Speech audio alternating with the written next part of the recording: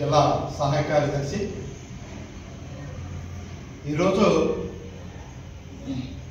BJP మూడోసారి అధికారంలోకి వచ్చిన తర్వాత కళ్ళు నెత్తికెక్కి మితిమీరి వ్యాఖ్యలు చేయటం చాలా దుర్మార్గమైనటువంటి గుణం అది.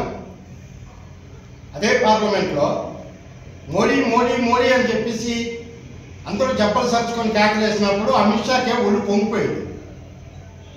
చివరికి వచ్చేస్తే ఆ మనసులో ఉన్నటువంటి ఏదైతే ఆలోచన ఉందో అది ఒక ఫ్యాషన్, దేవుడికి దండం ముట్టుకుంటే పుణ్యం వస్తుంది అని చెప్పేసి అంబేద్కర్ని అవమాన రీతిగా మాట్లాడటం అది రాజకీయ లక్షణం కాదు.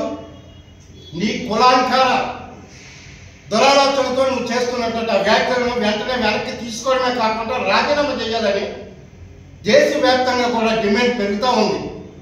ఇంకా ప్రజల్లో ఆందోళన ఎక్కువ అవుతుంది కానీ తగ్గదు.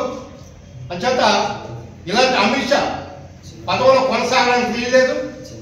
నేను ఒక్కటే అడుగుతూ ఉన్నాను, డాక్టర్ బిఆర్ అంబేద్కర్ గారు లేకపోతే, ఆయన రాజ్యాంగం లేకపోతే నీకు ఈ పదవి తప్పునా? ఈ పదవిలో కొనసాగే హక్కు నీకుందా? కన్ను నిన్ను కానక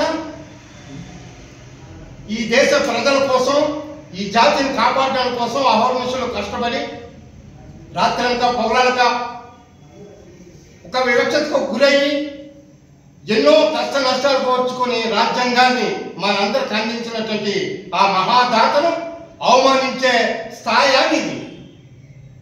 అంచాక భవిష్యత్తులో ఇలాంటి వ్యాఖ్యలు ఎవరైనా, మీరే కాదు ఇంకెవరైనా సరే అంబేద్కర్ను అవమానించే రీతిగా మాట్లాడితే వామపక్షాలు, ప్రజా సంఘాలు చూస్తూ ఊరుకోవు, మీకు తగిన బుద్ధి చెప్తాయి.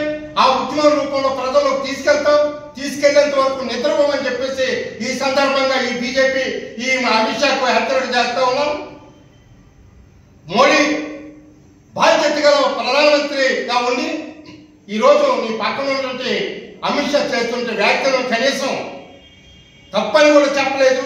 చెప్పడానికి ధైర్యం కూడా మీకు చాలట్లేదు. తప్పని ఒప్పుకోవడానికంటే అది చాలా ధైర్యం ఉండాలి.